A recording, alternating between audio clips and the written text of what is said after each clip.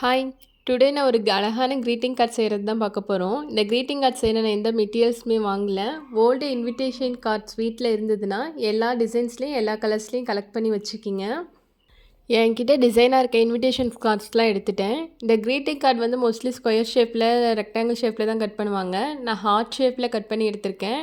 Heart ஷேப்பில் cut பண்ணி எடுத்துகிட்டு அதோடைய டாப்பில் மட்டும் ஒட்டி ஓப்பன் பண்ணுற மாதிரி நம்ம செய்ய போகிறோம்.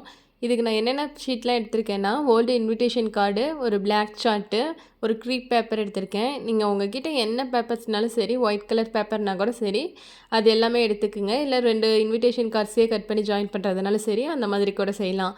இப்போ நான் வந்து ஹார்ட் ஷேப்பில் ஒரு இன்விடேஷன் கார்டு எடுத்துக்கிட்டு கட் பண்ணி எடுத்துக்கிட்டேன்.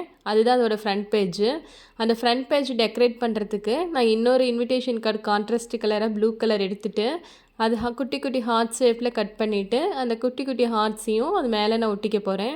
ஒவ்வொன்றும் ஒவ்வொரு சைஸில் கட் பண்ணிக்கிட்டேன். இப்போ வந்து ஹார்ட் மேலேயே இன்னொரு ஹார்ட் செஞ்சு ஒட்டும்போது பார்க்க ரொம்ப அட்ராக்ஷனாக அழகாக இருக்கும்.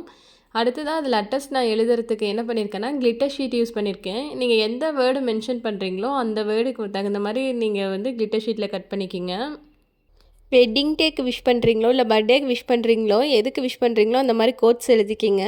உள்ளே டெக்கரேட் பண்ணுறது உங்கள் விருப்பம் தான். எந்த மாதிரி வேணாலும் உள்ளார வந்து நீங்கள் டெக்கரேட் பண்ணிக்கலாம். ஒரு ஓல்டு இன்விடேஷனை யூஸ் பண்ணி ஒரு அழகான க்ரீட்டிங் கார்டு ரெடி ஆகிடுச்சு.